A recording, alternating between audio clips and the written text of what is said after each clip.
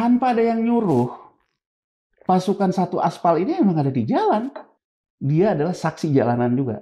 Yang melihat betapa arogannya, terutama sejak era Jokowi nih, betapa arogannya pejabat kita dengan nyung, Waduh. twing gitu ya. Setiap masuk ke gedung DPR, orang DPR mungkin mobilnya bagus-bagus. Ketika dia buka FYP, ya kan, utusan khusus presiden yang artis itu lagi flexing beli Jaguar. Kan mungkin dia selama ini memendam rasa kan. Iya. Begitu ada kapan gua nih katanya gitu. Begitu ada menemukan momentumnya, amok masa ini meledak terjadi. lah ya, meledak. Jadi Bang Pompi, menurut saya justru demo yang tidak jelas siapa yang harus diajak negosiasi ini berbahaya loh. Demo ini menjadi besar dan kemudian akhirnya juga korbannya adalah kelompok ini. Ini harus ditangkap sebagai sinyal penting untuk pemerintahan Prabowo bahwa persoalan ekonomi ini harus segera diatasi. Bukan hanya persoalan aktornya ada asing, ada apa. Itu soal lain Bang Pompi. Tapi apapun juga, basicnya di sini. Basicnya adalah persoalannya adalah persoalan kelas. Bangladesh ini sama kayak gini. Di Bangladesh pemilu dimenangkan karena kelompok yang diberi bansos. Iya. Begitu terjadi keresahan yang kemudian membuat rusuh ini, orang yang tadinya memilih. Ini adalah elektoral pragmatis. Dia dipilih karena dia dikasih bansos. Begitu bansosnya tidak ada, dia berbalik menjadi amok. Ini kayaknya nih Jokowi nyandra Prabowo, Prabowo nyandra Jokowi, kemudian sama-sama nyandra Menteri Keuangan, misalnya kan kalau saya baca kayak gitu. Terus saya lihat juga masyarakatnya juga sebetulnya lagi kesulitan ekonomi. Wah, ini ada potensi akan terjadi sesuatu nih. Iya.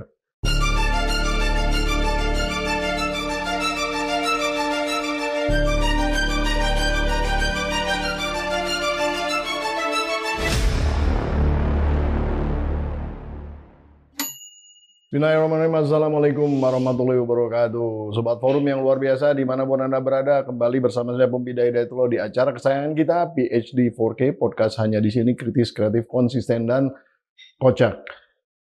Yang namanya unjuk rasa masih berjalan pada hari ini pun juga, dan nampaknya kerusuhan pun masih secara tidak merata tentunya ada di mana-mana. Nah, namun yang ingin kita lihat ke depan ini sebetulnya concern sebagai masyarakat yang peduli. Kami ingin melihat bagaimana sih situasi ekonomi pasca kerusuhan ini. Nah, kita melihat adanya yang mundur ataupun dinonaktifkan dari DPR sebagai tuntutan masyarakat. Tapi juga ada salah satu menteri di dalam bidang ekonomi yang juga diminta untuk dinonaktifkan. Namun tetap tidak ada sinyal-sinyal untuk mundur ataupun juga nonaktif. Nah, kita melihat apakah ini menjadi satu isu yang harus kita perhatikan secara seksama. Nah, di dalam podcast kali ini kita akan membahas itu bersama sahabat saya Bung Yanuar Rizky yang sudah ada di studio. Luar biasa. Siap. Gimana? Ya, alhamdulillah baik. Lumayan nggak macet di jalanan. Iya, sepi.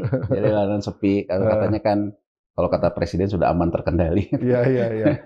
Agak lebih ramai daripada kemarin sebetulnya. Tapi relatif lebih, ya maksudnya tidak macet kayak kalau normal ya. Nah, ini pertama mungkin sebelum kita masuk ke pokok permasalahannya, kita ingin melihat dulu sebenarnya ini kerusuhan ini kalau dilihat dari kerugian ekonominya ada nggak sih sebetulnya, dan kemudian kira-kira kalau kita ya tebak-tebak gitu. Kerugian seperti apa dan seberapa besar ya? Silahkan Bung Yanuar. Ya, pertama gini dulu ya Bang Pompi ya. Kalau kerugian udah pasti ada lah. Karena kan ibaratnya sekarang orang cenderung misalnya WFH, ya, cenderung kegiatan ekonomi melambat gitu ya. Tapi sebetulnya jauh sebelum demo ini juga memang ekonomi sedang melambat.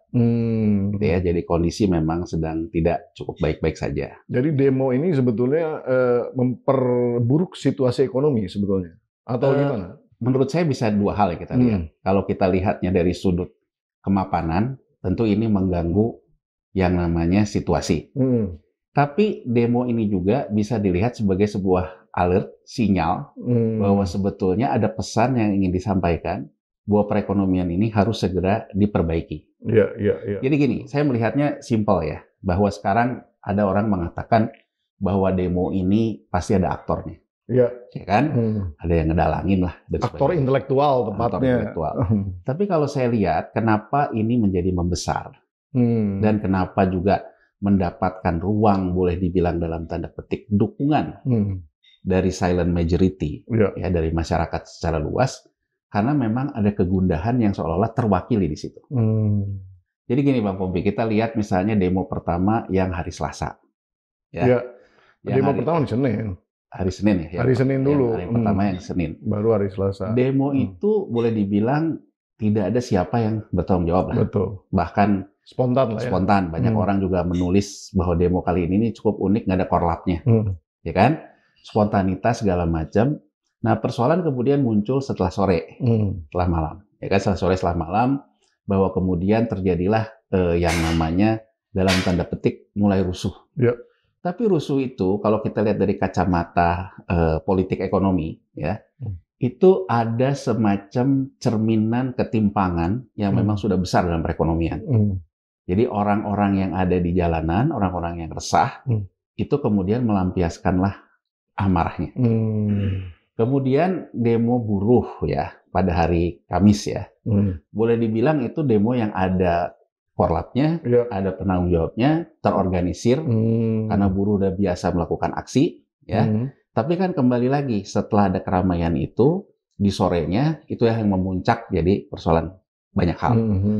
Bang Pompi, saya ingin menunjukkan gini ya. Pertama, tentu kita juga berbelasungkawa ya atas wafatnya Afan ya, yang jadi martir persoalan hari inilah gitu. Walaupun juga berikutnya ada korban-korban lain, ada dari mahasiswa, ada ASN dan sebagainya. Tapi kita fokus dulu apa yang terjadi di hari Kamis. Gitu. Saya melihatnya sebenarnya simpel, Bang Pompi. Ya, kita lihat berdasarkan data saja. Berdasarkan data sejak kan gini. Presiden Prabowo, Presiden Jokowi, ya, Presiden SBY, ya, kemudian juga Presiden Megawati, Presiden Gus Dur, Presiden Habibie, era reformasi. Kita boleh bilang, kita selalu menganggap bahwa kita sudah melakukan pemulihan ekonomi di tahun 2002. Jadi artinya dengan mulai BPPN selesai dengan segala macam 2004, kita mulai pulih, mulai segala macam. Nah, kita selalu berada dalam satu titik bahwa data pengangguran BPS menjadi acuan. Kita singkirkan dulu pembicaraan ketika data BPS yang kemarin ribut-ribut. Tapi pengangguran apa sih dalam definisi BPS? Ya. Di BPS dikatakan misalnya pengangguran turun. Ini juga yang dikatakan oleh Presiden Prabowo. BPS melaporkan pengangguran turun. Ini juga yang selalu dikatakan oleh Presiden Jokowi. Nah, kalau kita lihat datanya Bang Pompi, ya dari tahun 2005, ini data detailnya kan the evil in detail. Yeah, the devil is in the detail. The devil in the detail ya. Berarti kan kita harus lihat detail data itu. Di BPS ya, yang namanya orang bekerja, begitu misalnya Bang Pompi, anaknya kerja ke Bang Pompi, meskipun tidak dibayar, dicatat bekerja. Oh, tanpa penghasilan pun? Tanpa penghasilan. Dicatatnya dia bekerja pada keluarga. Ya kan? Nah, kemudian ada juga orang yang dicatat bekerja, berusaha sendiri. Yang disebut sektor informal. Nah, ada pekerja sektor formal. Jadi kalau kita ingin mengatakan pengangguran dalam artian PHK, sebetulnya yang presisi itu adalah data BPJS Ketenagakerjaan. Betul. Ketika berapa kenaikan klaim. Dan itulah PHK sektor formal. Betul. Kenapa angka ini menjadi tidak nyambung? Karena yang dipakai data dari BPS. Misalnya Bang Pompi, orang dipecat ya dari segi teks yang banyak. Kemudian dia beli jaket ojol, beli helm ojol, pakai motornya, masuk ke aplikator, di BPS dia akan dicatat bekerja kembali, cuman pindah klasifikasi. Dari tadinya pekerja sektor formal menjadi pekerja berusaha sendiri. Sektor informal. Ya. Ini dulu nih yang harus kita harus jelas dulu gitu. Ya kan ajakan presiden semua aspirasi akan saya catat. Ya kita juga lewat forum ini mengatakan ini kita ngomongin terdidik lah, pakai data. Ya kan, kita mengajak melihat segala sesuatu lebih detail. Nah, kalau dilihat seperti itu, apa yang terjadi? Yang terjadi, aplikator ini tadinya itu kan dianggap sebagai juru selamat lah ya. Juru selamat, ya, juru selamat mengatasi banyak persoalan. Ya, dia hadir di saat ekonomi sedang baik-baik saja. Ekonomi baik-baik saja itu apa? PHK sektor formal sedang tidak terjadi. Daya beli masih bagus. Dia kemudian mengatasi apa persoalan yang selama ini menjadi sumbatan ekonomi, terutama terkait dengan distribusi dan logistik. Ya. Ketambah lagi ada urusan yang disebut orang bakar duit dari si bisnis aplikatornya. Sehingga dia muncul dalam artian dengan cost yang sederhana, yang cost lebih rendah, karena yang dibilang bakar duit dan sebagainya. Pemain yang menjadi ojolnya belum banyak, supply side-nya banyak. Sehingga kalau dulu orang ngojol, ya, itu bisa ada cerita sebulan bisa dapat 11 juta, 15 juta. Ini kan storytelling-nya pada waktu itu. Ya kan? Sehingga akhirnya kan menyejahterakan, orang pindah. Nah, apa yang terjadi? Orang akhirnya begitu nggak punya kerjaan, jadi ngojol. Ya, nah yang terjadi, ini yang selalu menurut saya dipungkiri oleh tim ekonomi, baik oleh Presiden siapapun juga. Saya tidak hanya fokus ke Presiden Prabowo ya, tapi juga era Jokowi, era SBY juga sama. Selalu mengingkari bahwa kita itu sebetulnya ekonomi strukturalnya itu sebenarnya dalam masalah besar. Oh, secara struktural ya. Karena kita membangun perekonomian tanpa ekonomi struktural, tapi lebih kepada sektor informal. Ya kan? Nah, problem muncul apa? Ketika COVID. COVID itu kemudian menyebabkan supply side, dalam artian sisi supply-nya itu mengurang. Dari mana? Orang misalnya, ya kan, yang sisinya belanja, karena dia sudah di PHK, dia sudah tidak lagi punya yang namanya demand untuk ngorder ojek untuk pergi ke kantor. Itu satu. Kedua, terjadi penurunan supply dalam artian, supply itu dalam artian cerukan pasar ojolnya ya. Orang juga mulai mengurangi konsumsi makan, pesan-pesan yang nggak penting. Di satu sisi, orang yang jadi ojolnya tambah banyak. Jadi orang yang ter-PHK, masuklah dia ke ojol. Angkatan kerja baru, cari kerja di sektor formal susah, masuklah ke ojol juga. Termasuk almarhum Afan. Baru lulus SMA langsung jadi ojol. Apakah ini terinspirasi dari wamen yang pernah jadi ojol? Enggak juga ya kali ya? Ya, memang karena kebutuhan. Jadi kalau kata orang Sunda tuh bakat kubutuh. Ya kan? Benar. Bang Pompi, dalam struktur kayak gini, ya, di saat semua orang itu yang ngojolnya tambah banyak, dengan kefrustasiannya masing-masing, ya kan? Kefrustasian itu apa? Saya di PHK nggak ada pilihan lagi jadi ojol. Saya tenaga kerja muda nggak ada pilihan lagi jadi ojol. Dia ada di jalanan, di tengah memperebutkan order sesama mereka yang tambah banyak. Di sisi supply-nya yang belinya juga kurang sebenarnya. Yang mengurang. Jadi bayangin Bang Pompi, saya ingin melihat dari kondisi sosiologis di jalanan. Ada demo itu terserah, ada aktornya, ada apa, pokoknya ada demo, ada keramaian. Tanpa ada yang nyuruh, pasukan satu aspal ini emang ada di jalan. Betul. Ya kan? Nggak perlu ada diangkut lagi lah ya. Nggak usah diangkut lagi gitu. Begitu keramaian itu kan muncul rasa kecemburuan sosialnya. Kan gini loh, orang itu kan begitu ada keramaian, ya kan, dia mendapatkan, bisa menumpahkan kekesalannya. Di podcast kita sebelumnya, Bung Yanwar menyebutkan bahwa potensi terjadinya perang antar kelas. Apakah ini yang dimaksud? Itu poinnya. Jadi saya di podcast terakhir kan udah bilang ya, ada potensi perang antar kelas. Dengan kita melihatkan akan pemberlakuan Cortex dan Payment ID. Itu mungkin terkait dengan postur era PBN 2026. Dan terjadi lebih cepat kemarin. Menurut saya, kalau kita menjadi pemimpin yang bijak, kita melihatnya, artinya sinyal perang kelas itu nyata. Berarti kesenjangan tuh benar-benar terasa sekali. Terasa, Bang Pompi. Bayangin aja ya, sekarang itu kecemburuan sosialnya itu muncul, ya kan? Saya bilang gini, saya ambil contoh gini, saya bilang ke keluarga saya, kan semakin banyak tuh sekarang yang ngelawan arus.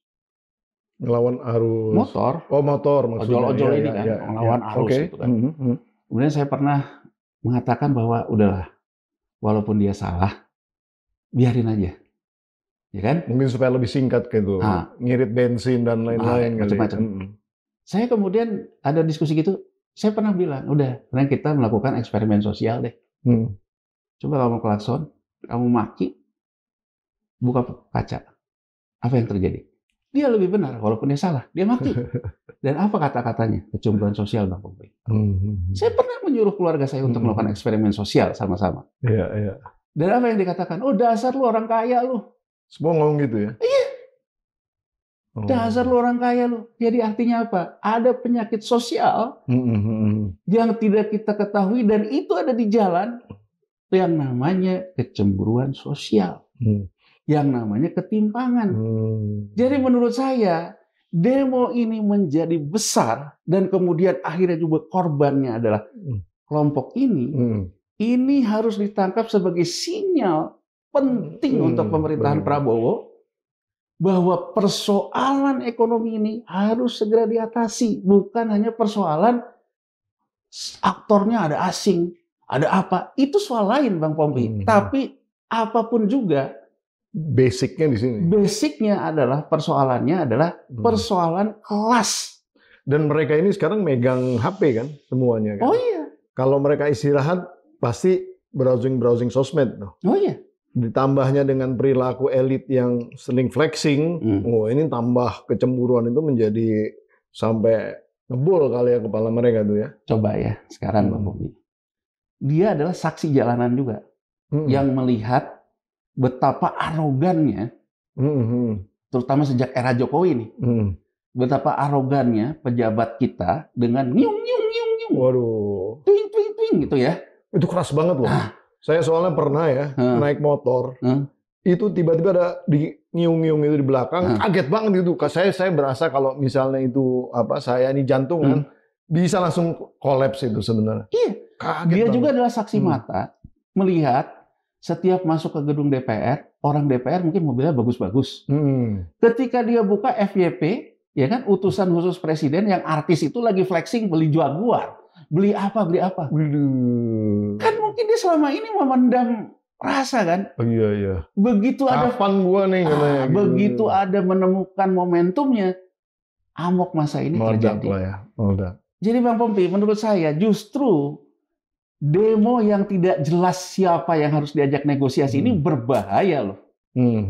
Karena ini terkait dengan apa yang terjadi di masyarakat itu. Bang Pompi, 5 bulan yang lalu kita podcast di sini. Ya kan? Tentang Bangladesh. Ya. Bangladesh ini sama kayak gini. Di Bangladesh mirip sekali. Pemilu dimenangkan karena kelompok yang diberi bansos. Ya. Begitu terjadi keresahan akibat tidak bisa ngelamar PNS, yang bisa ngelamar PNS hanya anak-anak veteran perang, anak jenderal terutama ya di Bangladesh, timbullah yang namanya kerusuhan di Bangladesh. Yang kemudian membuat rusuh ini orang yang tadinya memilih. Iya. Jadi artinya ini adalah elektoral pragmatis. Dia dipilih karena dia dikasih bansos. Begitu bansosnya tidak ada, dia berbalik menjadi amok. Jadi saya ingin mengatakan kepada politik elektoral kita, baik yang di parlemen maupun di pemerintahan, Anda itu dipilih dengan transaksi transaksional. Ya kan? Ya. Transaksional bahwa Anda bisa memberikan bansos. Dengan transaksi transaksional itu hanya satu pilihan. Kalau Anda ingin terus bertahan, sepanjang Anda memerintah, Anda harus terus memberikan suplai uang ke bawah. Dan itu yang tidak mungkin dilakukan saat ini. Karena postur perekonomian juga tidak terjadi. Makanya 5 bulan yang lalu saya mengatakan, hati-hati kita bisa jadi kayak Bangladesh. Nah, kita ini kan udah terjadi nih sinyalnya nih. Sekarang kita mau menganalisa apa? Mau menganalisa aktor. Mau menganalisa asingnya. menganalisa bahwa ini makar Yang terorisme. paling penting kan fundamental. Fundamentalnya kalau nggak diperbaiki, katakanlah sekarang sesama elit saling kunci, ya kan, saling sandera, selesai di antara mereka. Bom waktu. Menurut saya di depan bisa terjadi lagi kayak gini. Jadi pesan kepada pemimpin menurut saya jelas. Pak Prabowo dan seluruh pimpinan partai politik harus membaca yang tersirat dari yang tidak tersurat. Kalau ngomongin yang tersurat gampang. Ya kan, oh ini kayaknya sih persoalan ada bandarnya nih. Ada Soros lah, ada apalah. Saya gini Bang Popi, saya mungkin ingin menyoroti satu ya. Karena kan ada media Rusia juga yang menulis, ya kan, sesuai dengan ini Soros segala macam ya, walaupun juga datang dari pemahaman saya gini. Saya ingat betul ketika Soros ketika tahun 98 diserang oleh Mahathir Muhammad. Mahathir mengatakan gitu ya, bahwa Soros lah yang merusak perekonomian Asia. Yang menarik bagi saya pada waktu itu, saya lihat wawancara Soros ya. Dia ditanya soal itu. Dia bilang gini, "Saya ini hedge fund lah kurang lebih. Saya hanya melihat satu potensi. Banyak di negara Asia itu terlalu berlebihan mengambil hutang," dia bilang. Dan hutangnya itu datangnya ke asing. Sementara mereka mengendalikan stabilitas dengan dalam tanda petik capital control, termasuk kita waktu itu. Ya kan? Sehingga saya melihat ada juga potensi sebetulnya api dalam sekam, kurang lebih begitulah dia katakan, bahwa sebetulnya antar elitnya itu ada permusuhan, walaupun tidak terjadi. Sehingga dia bilang, saya memborong nilai tukar, karena saya menganggap itu akan melemah di kemudian hari, karena dipicu oleh politik. Ya, short berarti ya. Apa yang dia ingin katakan? Saya bukan pengacau politik. Saya hanya orang yang membaca bahwa politik Anda akan punya konflik. Iya. Saya mengambil posisi. Pertanyaan saya, posisinya harus untung. Posisinya harus untung. Pertanyaannya, saya kira nggak usah ngomong Soros nih, kita ngomong apa adanya di sini. Ya kan? Kita lihat postur APBN kita. Oh, Indonesia tekanan fiskal. Oh, Indonesia ada persoalan juga dalam rekening moneter. Saya kemudian mengambil posisi. Kenapa? Karena dalam bayangan saya, ini kayaknya nih Jokowi nyandra Prabowo, Prabowo nyandra Jokowi, kemudian sama-sama nyandra Menteri Keuangan, misalnya kan kalau saya baca kayak gitu. Terus saya lihat juga masyarakatnya juga sebetulnya lagi kesulitan ekonomi. Wah, ini ada potensi akan terjadi sesuatu nih. Iya. Saya kemudian ngambil posisi di situ. Yang salah siapa, Bang Pompi? Yang salah kan diri kita sendiri yang tidak bisa mengatasi persoalan kita. Iya. Saya ingin jujur saja. Bahwa itu ada orang yang memanfaatkan keadaan, pasti namanya juga hidup. Iya. Tapi sebagai pemimpin jangan cari masalah dong. Tadi menarik itu, ada sandra-sandraan tadi. Ada katanya menyandra yang namanya Menteri Keuangan, kan gitu.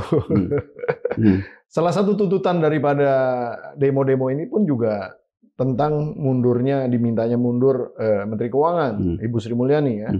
Terus kemudian juga ada penjarahan ke rumahnya segala kan. Nah, artinya sebetulnya ini real tuntutan itu. Namun sinyal-sinyal untuk kemudian, mohon maaf nih ya, untuk terjadinya reshuffle di dalam konteks ini dan kemudian juga Bu Sri Mulyani sendiri kayaknya enggan mundur tuh. Kalau sinyal-sinyalnya nih ya. Nah, pertanyaan saya sebetulnya di dalam korelasi untuk menjaga stabilitas ekonomi ke depan, sebetulnya seyogianya pemerintah harus mengambil posisi seperti apa itu? Ya, oke. Saya ingin menggambarkan dulu keadaan deh, Bang Bobi ya, menggambarkan keadaan. Jadi kan gini ya, kita itu sekarang punya persoalan, ya, bahwa fiskal kita tuh dalam tekanan. Sangat. Ini yang selalu disanggah, ya kan? Kita di 2025, 2026, 2027 ada hutang jatuh tempo yang nilainya 800-an. Ya. Biaya bunga 550. Ya. Artinya sekitar 1.400 T itu belanja rutin untuk urusan hutang itu sendiri. Ya kan Bang Bobi? Nah, di satu sisi ekonomi melemah. Ini juga yang selalu disanggah. Seolah ekonomi nggak ada apa-apa. Ya bisa kan? diatasi. Bisa diatasi. PPN turun udah jelas konsumsi turun. PPH turun udah jelas terjadi PHK. Ya. Dan satu sinyal menurut saya yang tidak pernah dibaca sejak kita tahun terutama sejak 2019 dan ada COVID ya. Ekonomi kita tuh bertumpu pada underground ekonomi sebetulnya. Yeah. Underground ekonomi itu bisa dilihat dari apa? Kenaikan fantastis pinjol, ya kan? Itu underground ekonomi. Dan kemudian ada isu judol, ya. Juga ada isu yang sebetulnya terkait dengan prostitusi online dan sebagainya. Ini kan sebenarnya underground ekonomi nih. Underground ekonomi kita besar. Nah, kalau kita lihat gitu, underground ekonomi kita ini nilainya cukup besar. Jadi kurang lebih Bang Pompi, selama ini orang bisa tetap menumpuk daya belinya dengan dia, kalau yang kelas paling bawah, dengan ngambil pinjol. Orang yang kelas menengah sedikit ngambil kartu kredit. Ya kan? Yang beruntung sedikit ngambil tabungan. 3 fenomena ini tampak dalam sejak kita pasca COVID 2022 sampai ke 2024. 2025. Yeah. Nah, pinjol naik terus transaksinya, kartu kredit naik terus, terutama pinjol. Pinjol ini sudah menunjukkan tanda-tanda ada masalah ketika di tahun 2023, beriringan juga dengan isu judol ya. Pinjol itu menunjukkan ada gejala persoalan karena NPL-nya naik.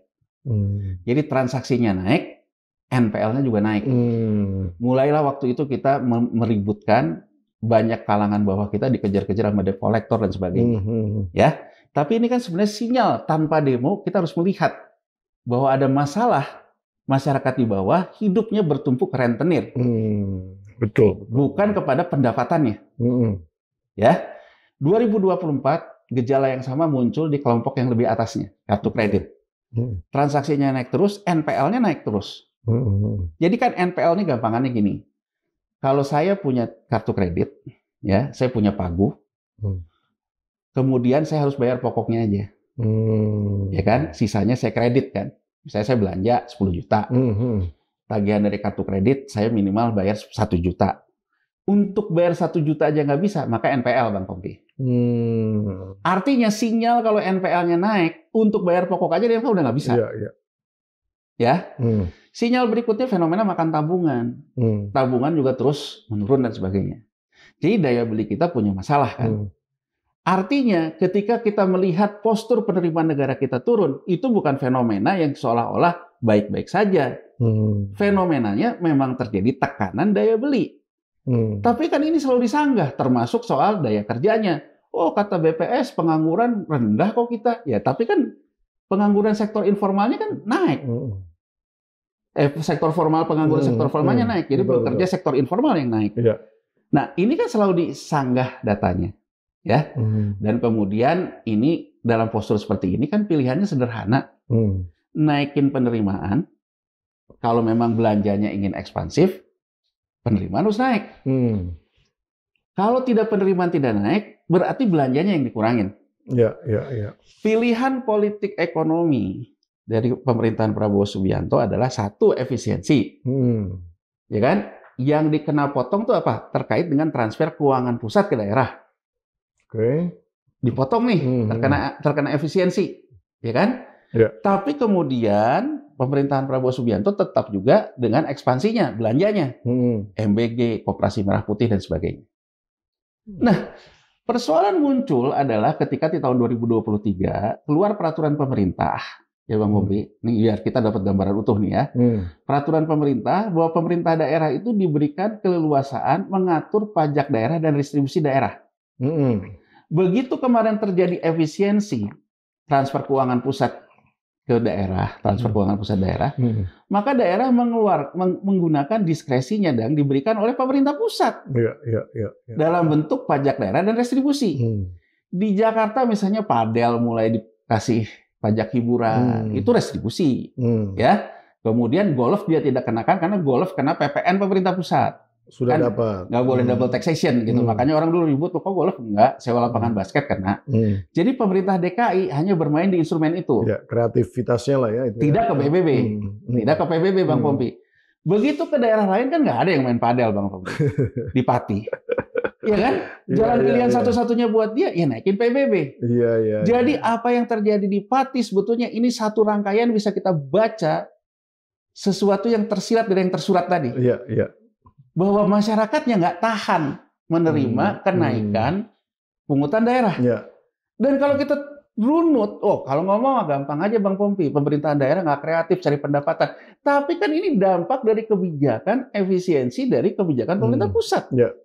Apalagi tahun depan dana transfernya dikurangin juga. Dikurangin lagi, tambah besar. Ya kan? Nah, itu satu postur nih pilihannya. Kan kalau menurut saya, kalau kayak gitu ceritanya, kenapa kita tidak kebijakan spendingnya, belanjanya? Ya kan? Katanya efisiensi. Efisiensi. Kalau efisiensi kan misalnya saja MBG gitu, kan apa harus seagresif ini? Iya. Koperasi Merah Putih apa harus agresif ini? Dan mohon maaf Bang Pompi, apa yang dilihat oleh kelompok terdidik? Wamen banyak, menteri banyak, badan banyak, ada pemekaran Kodam. Jadi kan mungkin pemerintah daerah nggak berani aja ngomong. Saya kena dampak efisiensi, tapi pemerintah pusatnya sendiri tidak melakukan efisiensi birokrasi. Padahal pemerintah daerah juga harus membayar birokrasi kan, birokrasi daerah kan. Sementara pemerintah pusatnya main enak aja buang badan ke bawah kan Bang Pompi. Nah, sinyal seperti ini juga kemudian muncul dibaca oleh kelompok menengah ini. Oh, ternyata postur RAPBN 2026 pajaknya naik. Dan ini terkait dengan podcast kita terakhir dengan penerapan Cortex. Penyerapan payment ID berarti kan akan berburu pajak, semua akan dipajakin kan? Betul apa yang dikatakan oleh Menteri Keuangan, tidak akan ada pajak baru, tidak pendisiplinan pajak. Tapi artinya ekonomi yang sebelumnya dari penjelasan yang saya tadi Bang Pompi, ekonomi yang selama ini bertumpu kepada sektor underground ekonomi, disitulah masyarakat masih bisa hidup. Nanti sektor informal yang menopang transaksi kelas di bawah antara kelas menengah tengah sama kelas di bawahnya, itu akan terkena objek pajak. Salah nggak? Secara undang-undang, seperti yang dikatakan oleh Menteri Keuangan Sri Mulyani di IG-nya, bahwa semua itu saya hanya melaksanakan undang-undang. Betul, saya setuju. Bahwa kalau saya dengan Bang Pompi ada transaksi, betul itu kena yang namanya PPN. Kalau saya mendapatkan pendapatan, betul saya kena yang namanya PPH. Ya kan? Tapi ketika masyarakat di sektor informal ini, Bang Pompi, dia akan dikejar-kejar soal ini, sementara dia ngelihat bahwa di atasnya korupsi tetap jalan, wamen tetap banyak, segala tetap banyak. Nyiung-nyiung lah ya. Nyiung-nyiung. Ini kenapa makin meluas tekanannya di media sosial, seolah-olah kelas menengah pun ikut mendukung loh. Bukan mendukung kekerasannya loh. Bukan mendukung penjarahannya loh. Tapi kelas menengah pun banyak yang mendukung bahwa ini memang demo yang sudah sepatutnya terjadi, kurang lebih begitu. Bukan soal kita mendukung penjarahannya. Ya. Kita jujur aja deh. Kan ada drone empit, ada segala macam itu yang melakukan analisa ya. Bahwa bagaimana situasi media sosial, semua kelompok juga ikut memberikan dukungan terhadap ini. Karena kelompok yang lebih terdidik sedikit, dia merasa bahwa 2026 saya akan jadi sasaran. Nah, jadi menurut saya Bang Pompi, sinyal ini nggak ditangkap loh. Jadi saya ingin menjawab pertanyaan Bang Pompi tadi. Kenapa itu nggak ditangkap? Saya nggak tahu. Apakah kurang peka, kurang sensitif, kurang empati, atau karena memang ditarget? Target, jadi gini. Jauh sebelum ini, beberapa teman-teman ekonom lah ya, ataupun juga media lah, yang memang percaya kepada figur personal dari Menteri Keuangan, Bu Sri Mulyani. Mereka selalu mengatakan bahwa sebetulnya APBN ini karena diskresi Presiden. Artinya Presiden Jokowi dulu, saya nggak mau tahu, saya mau infrastruktur. Padahal belanja infrastrukturnya kalau kita lihat analisa nggak masuk akal. Akan membebani hutang yang kemudian akan membebani kenaikan pajaknya tidak setara dengan penambahan hutang. Tapi orang bisa mengatakan bahwa, loh harusnya Menteri Keuangan bisa mengatakan untuk menolak dong keinginan Presiden. Tapi kan namanya Presiden punya diskresi Bang Pompi. Ya kan? Seolah-olah begitu kan? Begitu sekarang Prabowo Subianto, Pak ini ada hutang, ada gini. Prabowo mengatakan, oh saya nggak mau tahu, saya ada gini, diskresi Presiden. Seolah-olah saya menangkap bahwa banyak orang mengatakan bahwa ini bukan persoalan siapapun Menteri Keuangannya, seolah-olah akan menghadapi diskresi dari Presiden. Diskresi dari Presidennya. Nah, kembali lagi kan Bang Pompi, kalau kita menghadapi diskresi ini, kan ada pilihannya. Saya mohon maaf nih, ya. Saya mengatakan berkali-kali bahkan ketika awal kabinet ini terbentuk dan kenapa Bu Sri Mulyani terpilih lagi di forum kita ini juga. saya mengatakan di mazhabnya Bu Sri Mulyani orang yang kompeten. Iya. Saya mengatakan itu. Jadi artinya Neolib ya. dia sesuai mazhabnya dia orang yang kompeten. Saya respect gitu. Terlepas perbedaan mazhab di antara saya dengan dia. Tapi kalau saya berada dalam mazhab dia orang yang punya kompetensi terhadap mazhabnya. Tidak ada yang sanggah dengan itu. Tapi saya juga ingin mengatakan, Bu Sri Mulyani ini kan muncul karena euforia reformasi tahun 98. Ya. Dia dengan beberapa ekonom lain, ada almarhum Dr. Sahrir, ya kan, ada Faisal Basri dan sebagainya. Dia kan pada waktu itu mengkritik kabinet ekonominya Soeharto yang yes man. Iya, ya. Kurang lebih kan mengatakan senior-senior saya ekonom tahun 98 ini kurang lebih kan mengatakan bahwa kalau memang secara profesional tidak diskresi presiden ini membahayakan bangsa, mundur dong. Iya. Jadi saya ingin Bu Sri Mulyani juga jangan baper lah. Jangan sensi. Ketika ada orang ngomong misalnya ya mundur itu bisa diartikan positif. Kalau Anda memang punya integritas dan Anda merasa ke depan ini akan bisa menjadi potensi masalah, baik itu keresahan sosial maupun masalah perekonomian negara, Anda punya pilihan mundur. Nah, kalau sekarang seperti yang disampaikan dalam IG-nya, dia tidak mundur, mohon maaf, berarti pilihan Bu Sri Mulyani menganggap ini pilihan politik dia loh. Bukan persoalan diskresi presiden loh. Sorry to say nih, tapi jangan baper. Iya nggak? Tapi jangan baper, kita tenang aja gitu loh. Artinya, Bu Sri Mulyani punya keyakinan ideologis, punya keyakinan profesional, apa yang dilakukan ini akan membawa kebaikan bagi bangsa ini. Sejarah juga yang akan membuktikan Bang Pompi, pilihan politik dia benar atau tidak. Tapi saya juga kan kita sebagai masyarakat punya hak untuk mengingatkan. Ya. Kalau ini yang ditempuh, berarti di 2026 akan ada bom waktu masyarakat yang merasa dikejar-kejar pajak, merasakan ketidakadilan, soal waktu ini akan meledak lagi. Banyak yang bicara bahwa mazhab neolib ini, yang Bu Sri Mulyani memang mazhabnya itu kan, nah itu nggak cocok dengan cara berpikirnya Pak Prabowo.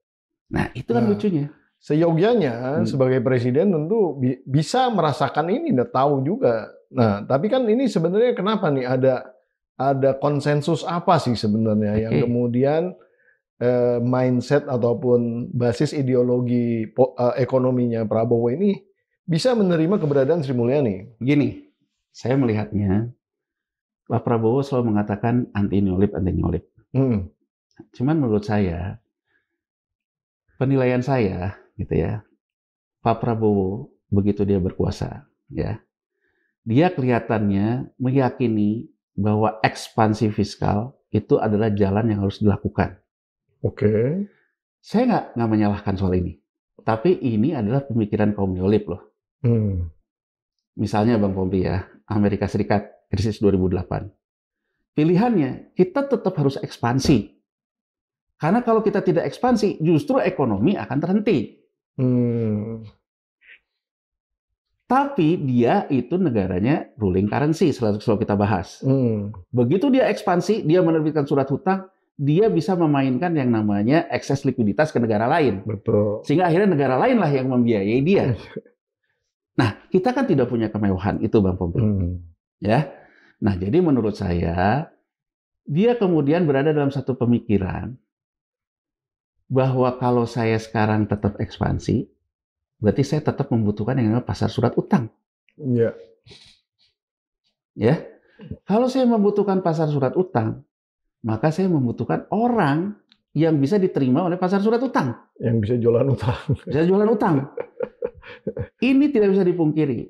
Ini juga yang menjadikan Presiden Prabowo tetap memilih Sri Mulyani, terlepas banyak orang menurut saya kegeeran seolah-olah diberikan angin oleh Presiden Prabowo. Jadi kan Presiden Prabowo ini unik menurut saya, Bang Pompi.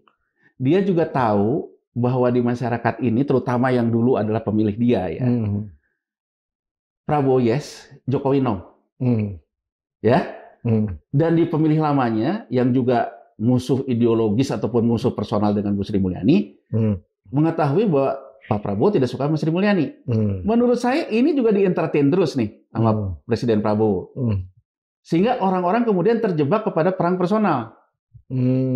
Ya kan? Seolah-olah Bu Sri Mulyani kalau ditekan terus. Tapi kan gini loh. Tidak diganti-gantikan oleh Presiden Prabowo. Itu dia. Saya ingin mengatakan kita sekarang realita aja. Realitanya bahwa ternyata saling kunci nih. Presiden Prabowo saling kunci sama Jokowi. Presiden Prabowo dan Jokowi juga mungkin ada saling kunci dengan Menteri Keuangan. Apapun motifnya. Kan yang jadi menarik adalah dia kalau tidak mengundurkan diri secara ideologis dia setuju ini. Ya kan? Presiden sendiri kalau merasa bahwa ini bukan nyelip, ini kan banyak kontradiksi satu sama lain. Nah, saya ingin kita pada satu titik aja Bang Pompi. Menurut saya ya Presiden Prabowo menjaga kesolidan pemilihnya yang tidak suka pada figur nyelip atau Sri Mulyani, tidak suka pada Jokowi, dia pelihara meskipun tidak ada hal konkret yang dilakukan. Sehingga artinya apa? Begitu ekonomi ini tidak baik-baik saja, orang-orang ini selalu menyerang persoalan Menteri Keuangan yang salah. Iya. Saya juga prihatin kalau sampai Bu Sri Mulyani dijarah seperti itu. Saya juga tidak setuju. Gimana pun juga menurut saya dibandingin menteri-menteri yang lain, ya dia kan yang lebih korup dari dia lebih banyak Bang Pompi.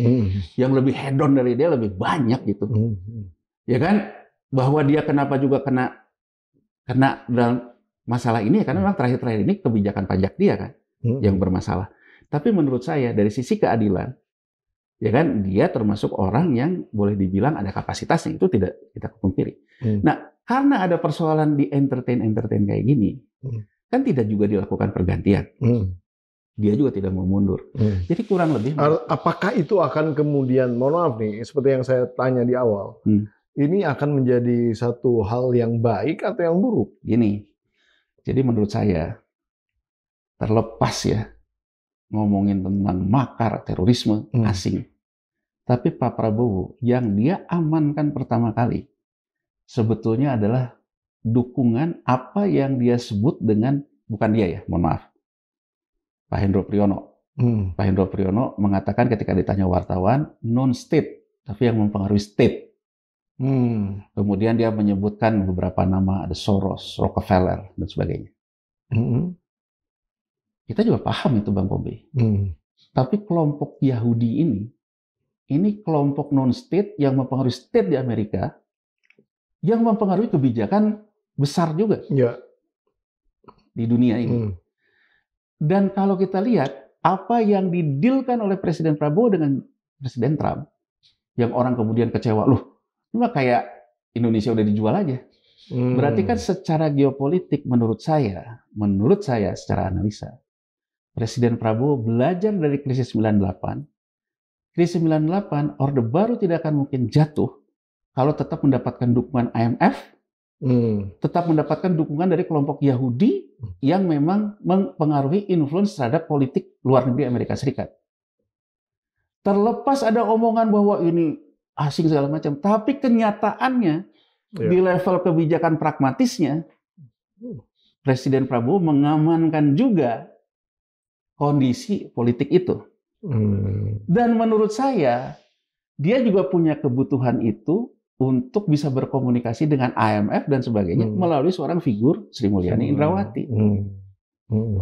Jadi win-win ini menurut saya pragmatis, sesuai kebutuhannya. Apalagi, ya kan, 782 triliun hutang baru akan diambil di RAPBN 2026. Betul. Artinya semua hutang jatuh tempo akan direvolving dengan hutang baru. Artinya butuh komunikasi dengan pasar surat utang yang besar. Asumsinya kalau misalnya besok tidak terjadi gagal bayar surat utang, ekonomi ini akan baik-baik saja. Itu pilihannya. Pertanyaan berikutnya adalah, ini kan clear, rakyat nggak suka nih dengan Sri Mulyani. Kalau baca berita kan kayak gitu kan. Nah, terus kemudian juga rumahnya dijadiin target penjarahan dan lain-lain. Ini kan clear banget gitu. Ini kan pemberitaan pasti nggak mungkin di Indonesia aja. Ini masuk ke dunia juga. apakah kemudian pemerintah kalau tetap mempertahankan Sri Mulyani, ini akan jadi tambah sulit mendapatkan surat utang tadi itu? Gini Bang Bobi, Karena kan ini kan bicaranya kan pasti semua melihat situasi yang berkembang kan. Terlepas daripada hubungan Sri Mulyani dengan Amerika, tapi mau tidak mau figur Sri Mulyani menjadi salah satu resiko yang harus dipertimbangkan ketika lawan masyarakat kan. Kira-kira kan seperti itu. tidak ada dalam politik, geopolitik, politik lokal, tidak ada kawan abadi selain kepentingan itu sendiri. Kalau ngomong hubungan dari mulai Gestapo ya dari era ini, kurang apa yang namanya Orde Baru Presiden Soeharto, ya kan? Tapi begitu yang namanya amok masanya terjadi, ditinggal tuh. Oh iya, ya kan hampir mirip nih sekarang. Iya. Jadi saya ingin mengatakan, mohon maaf, Pak Presiden Prabowo, menurut saya jauh lebih penting buat Bapak sekarang itu memberikan sinyal kepada masyarakat kebanyakan, kita melakukan gotong royong itu bukan hanya ucapan. Restrukturisasi lah. Misalnya Bapak mulai merestrukturisasi, Wamen nggak usah sebanyak ini. Katakan lagi nih Bang Pompi, kenapa sih Wamen ini ada putusan MK? Wamen nggak boleh jadi komisaris. Kalau saya jadi Presiden Prabowo, Wamen sekarang saya hapusin semua, mereka jadi komisaris saja. Iya, udah selesai itu ya. Itu kan ada sinyal. Berartinya kan ada, walaupun sekarang kan gini deh. Jadi posisi Wamennya hilang, saya ingin udah dapat jadi komisaris, ya sudah. Itu kan satu sinyal. Ya kan? Kemudian memberikan sinyal tentang apa kabinetnya, tentang segala macam. Saya ingin memberikan gambaran gini Bang Pompi. Orang protes ke DPR itu sebetulnya mencerminkan apa sih? Karena memang politik keterwakilan kita rapuh. Iya. Ketika DPR membahas APBN, RAPBN 2026, yang penuh dengan kebijakan pajak, masyarakat tidak ada perwakilannya. Yang mengatakan, oh jangan dong kayak berburu pajak di kebun binatang gini. Nanti kena ke masyarakat. Nah, masyarakat kan sekarang ditonton kan, karena anggota DPR-nya kenaikan tunjangan. Sekarang kita hitung Bang Pompi, ya. Dari isu populis ini. Kalau semua tunjangan DPR itu dikurangin, berapa sih angkanya? Di tengah defisit kita yang sebesar itu. Kan nggak nendang. Benar nggak? Kalau itu isunya, kenapa juga di pemerintahan tidak mengurangi biaya birokrasi?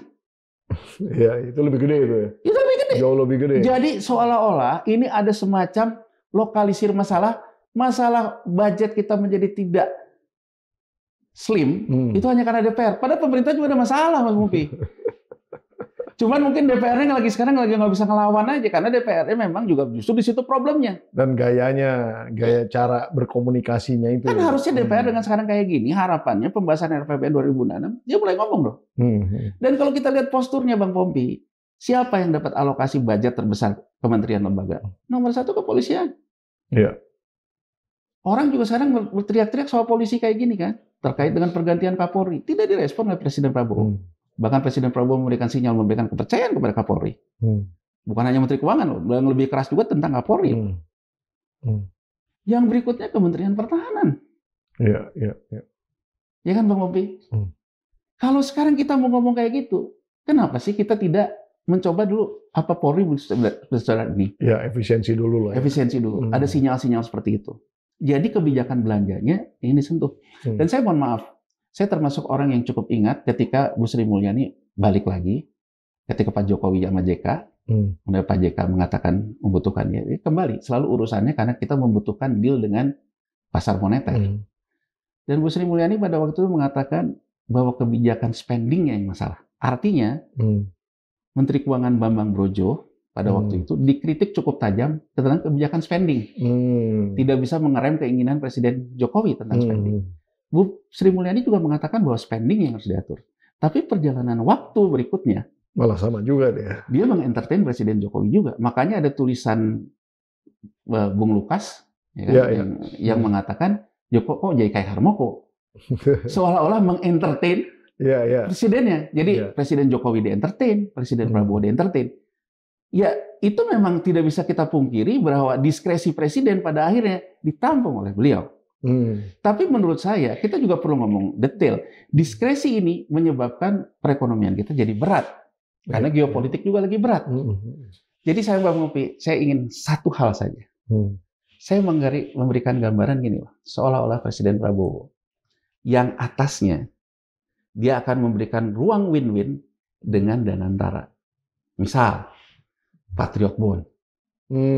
Ya, Patriot Bond itu sekarang, nih mohon maaf nih, ya, Patriot Bond itu 2% bunganya yang dilakukan dengan model private placement. Yeah. Jadi penawaran langsung. Dan yang ditawarin itu adalah pengusaha nasional. Konglomerat lah. Tapi kita lihat lagi, apakah ini kebijakan Robin Hood seperti yang kita bahas?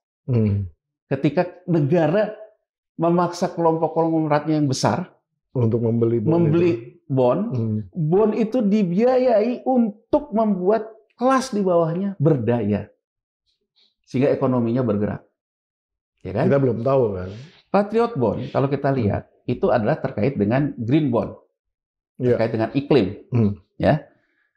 Proyek pertama adalah tentang pengolahan sampah. Kita sekarang search saja. Pengolahan sampah ini akan dilakukan oleh Toba. Ya, kita nggak usah cek aja lah. Toba ini siapa? Ya kan? Jadi pengabaian tentang konflik kepentingan. Jadi kelas di bawahnya itu nggak tersentuh juga. Iya, artinya dicerminkan corporate bond, dibuat para konglomerat ini harus masuk, ya mungkin juga diancam kalau nggak juga nanti kasus hukumnya lah, apanya segala macam. BLBI dan lain-lain. BLBI dan sebagainya. Belilah mereka, makanya sampai ngomong oversupply katanya 50 triliun. 50 triliun ini dipakai untuk pengolahan sampah. Pengolahan sampahnya yang punya proyeknya siapa? Toba. Jadi saya ingin mengatakan apa yang dikatakan oleh Presiden Prabowo.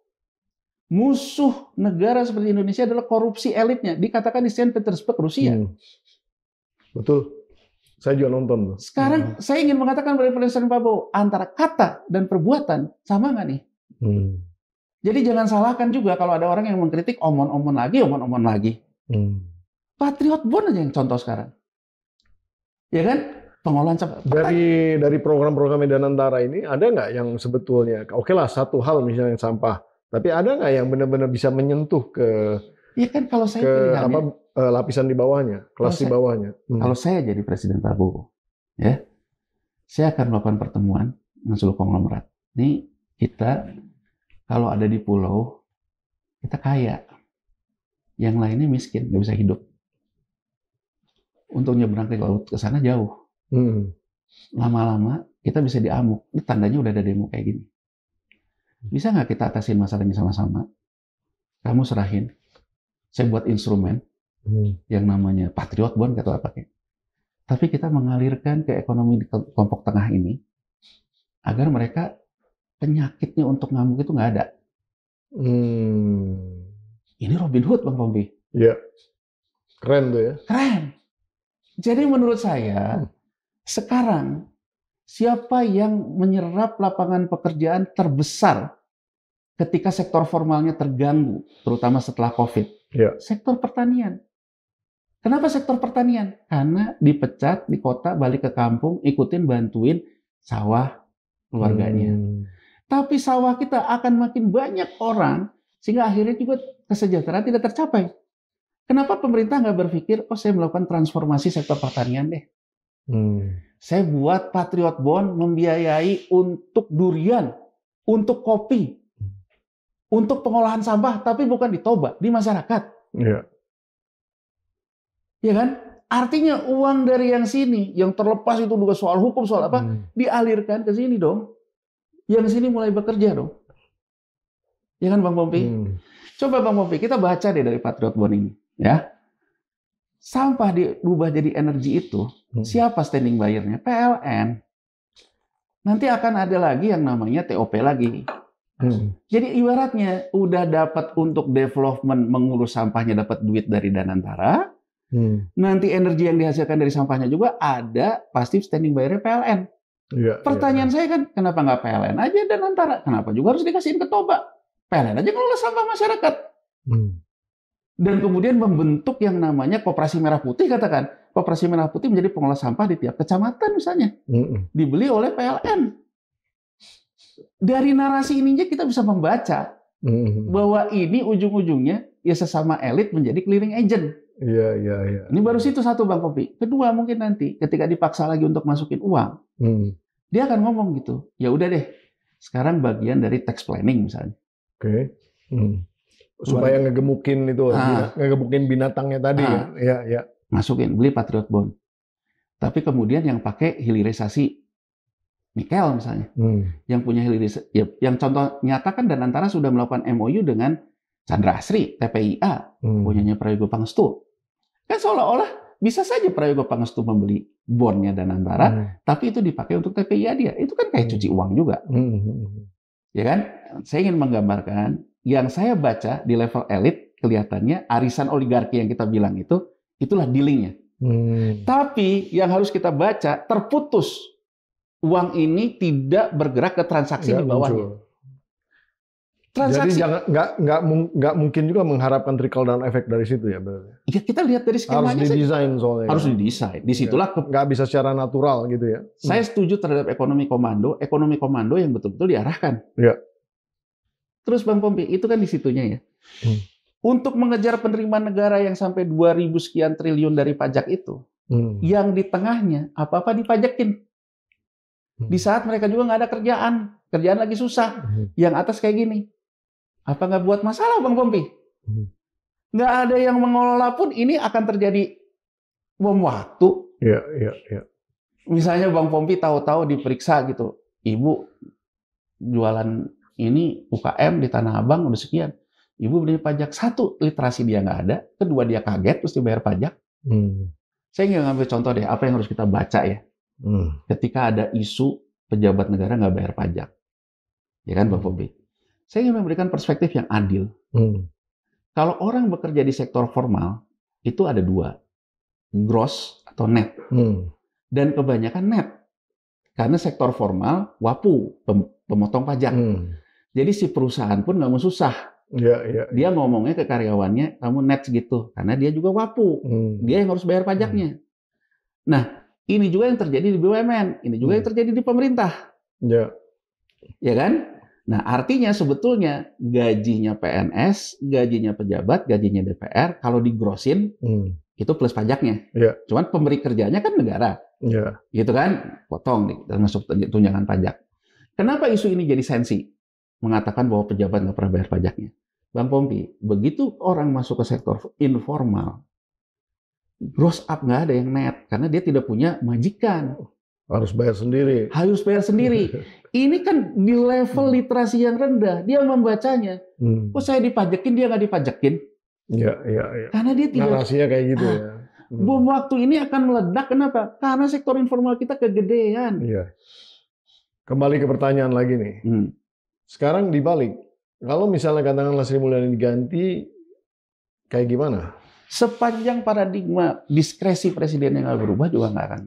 Sama aja. Saya ingin mengatakan kita nggak usah. Artinya sebenarnya ini tatanan ya, bukan individunya gitu ya. Oh iya, bukan.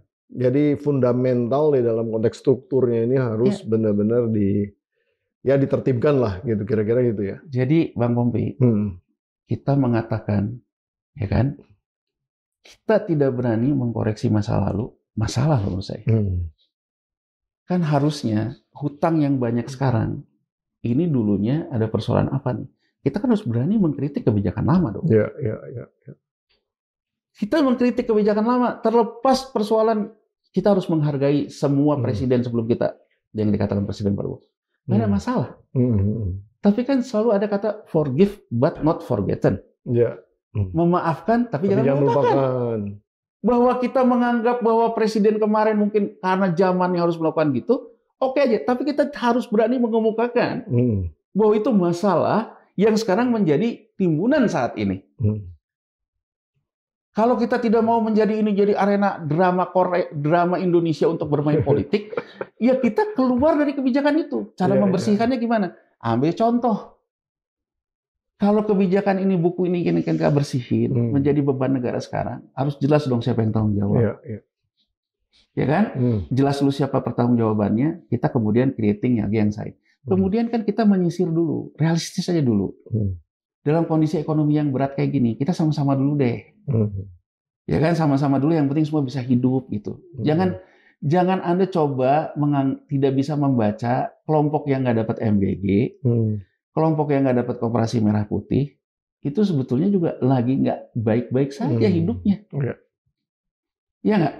Nah, artinya menurut saya gimana caranya transaksi antar kelas terjadi kan? Agar tidak terjadi perang kelas. Oh. Ada yang contoh sekarang yang banyak beredar. Ketika Presiden Habibie diwawancara oleh Najwa Shihab. Iya. Ya, Presiden Habibie ditanya, Anda oleh IMF, ini ditanya oleh Najwa, oleh IMF, proyek termasuk yang di-cut oleh IMF itu adalah tentang Nurtanio, pesawat. Baby-nya dia. Anda ketika jadi presiden, semua orang menduga bahwa Anda akan mendorong ini, Bang. Jawaban Presiden Habibie menarik sekali, Bang Popi. Untuk kita melihat tentang cermin Benggala, kan kata Bung Karno, jadikanlah masa lalu untuk melihat masa depan. Kita lihat Habibie untuk kita melihat persoalan kita ke depan. Habibie mengatakan, itu yang diduga orang banyak. Pesawat adalah baby-nya dia bilang. Ruangan saya penuh dengan pesawat. Tapi saya pada waktu itu menghadapi inflasi, pengangguran, dan sebagainya. Saya harus mengalahkan ego saya untuk lebih mendahulukan apa yang jadi kepentingan yang kebutuhan rakyatnya. Katakan saja MBG dan Koperasi Merah Putih ini egonya seorang Presiden Prabowo Subianto. Tapi kalau ego itu malah menimbulkan transaksi sosial antar masyarakat terganggu karena memaksakan penarikan pajak yang tidak tepat, mengganggu jalannya sektor informal di saat ekonominya sedang tidak baik-baik saja, menurut saya akan lebih baik kalau Presiden Prabowo menurunkan egonya. Dan Bang Popi, apa sih susahnya bicara ke masyarakat ekonomi kita ini lagi bermasalah kayak gini? Masalahnya di sini, masalahnya di sini. Tapi kita ada baiknya menyelesaikan masalah ini dengan tidak kebencian. Mari kita gotong royong sama-sama mengatasi masalah. Dibandingin kita ngomong Indonesia baik-baik saja, Indonesia cerah. Ini hanya karena ini. Menurut saya Anda akan misleading. Jadi saya ingat betul Bang Popi, Gubernur Bank Sentral Cina, ya itu Su Sichuan namanya. Ketika krisis finansial di Amerika Serikat tahun 2007 kan mulai ada gagal bayar. Pidato akhir tahun dia di tahun 2007 di depan mahasiswa-mahasiswa Cina di Beijing. Dia bilang, dia menjelaskan siapa itu Ben Bernanke, Gubernur The Fed. Dia menjelaskan pendekatan-pendekatan moneter. Dia bilang gini, di dunia yang diatur dengan misleading, kita jangan misreading. Artinya dunia ini bermain dengan persepsi, bermain dengan isu, besar kemungkinan akan misleading. Maka kita jangan salah baca. Jangan salah baca. Ini bukan saya ngomong, Su Sichuan. Saya merefer quote Su Sichuan, saya ingin mengatakan kepada Presiden Prabowo, karena Presiden Prabowo seluruh aspirasi masyarakat disampaikan baik-baik, ya lewat podcast ini juga kita baik-baik. Ya kan? Kita sampaikan kepada Presiden Prabowo, Pak Presiden, geopolitik pasti ada misleadingnya, perang tarif. Antara Bapak dengan Pak Jokowi, nggak usah basa-basi deh, pasti ada misleadingnya. Bapak dengan Bu Mega, dengan sebuah pemimpin, ada misleadingnya. Ya kan? Dengan konglomerat ada misleadingnya. Tapi sebagai pemimpin negara, Bapak jangan misleading. Ya. Mantap, kita tutup di situ. Ya.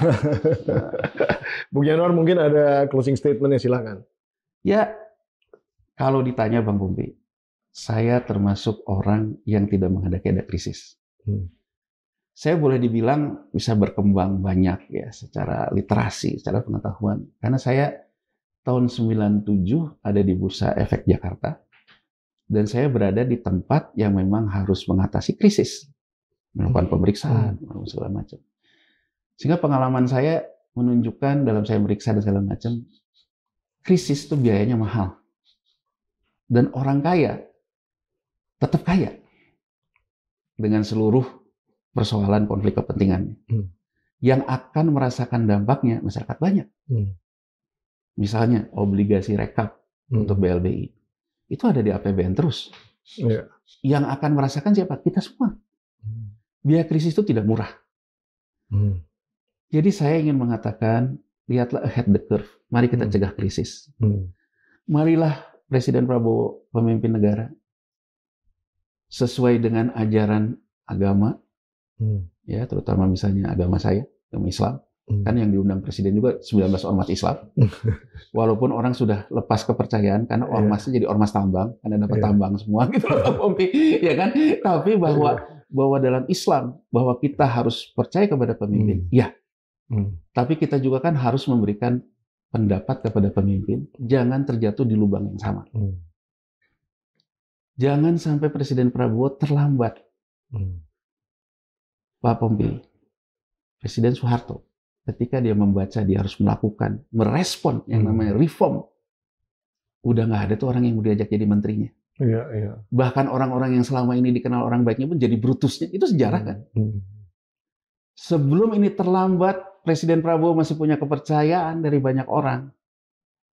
Janganlah tersandera oleh masalah antar para elit, diselesaikan para elit, yang kemudian akhirnya jadi bom waktu di masyarakat di bawahnya. Jadi saya ingin mengatakan kepada Presiden Prabowo, bacalah demo ini bukan dari sudut pandang kepentingan elit, bukan dari sudut pandang siapa bandarnya, tapi bahwa ada api dalam sekam, persoalan ekonomi masyarakat, ketimpangan dan ekonomi kelas menengah tengah sampai menengah bawah sedang tidak baik-baik saja. Itulah soal yang nyata. Sehingga menurut saya peran fiskal tetap harus diutamakan ke sini dulu. Mari kita survive sama-sama dulu, saling berjabat tangan satu sama lain, tapi bukan yang akhirnya cuma omong-omong. Itu aja. Mantap sekali. Terima kasih Bung Yanuar. Sama-sama. Nah, Sobat Forum yang luar biasa, dimanapun Anda berada, tadi itu Bung Yanuar Rizky yang sudah memaparkan bagaimana pentingnya membangun kembali basis fundamental struktur daripada ekonomi Indonesia yang lebih merata pada prinsipnya, agar kemudian tidak terjadi perang antar kelas yang sekarang sinyal-sinyal sudah semakin terasa dan ternyata lebih cepat daripada yang kita prediksi di beberapa podcast yang lalu. Nah, mungkin mudah-mudahan ini bisa menjadi gambaran yang objektif di dalam konteks melihat ekonomi kita ke depan. Nah, pada akhirnya juga waktu yang membatasi kita. Saya Pompei Hidayatullah undur diri. Nonton terus PhD 4K podcast hanya di sini, kritis, kreatif, konsisten, dan kocak. Kasih komen, kasih saran, kasih kritik agar kita bisa lebih maju lagi memperbaiki isi podcast ini untuk kemudian lebih mencerdaskan kehidupan bangsa. Saya undur diri. Wassalamualaikum warahmatullahi wabarakatuh. Sampai di episode berikutnya. Luar biasa. Mantap.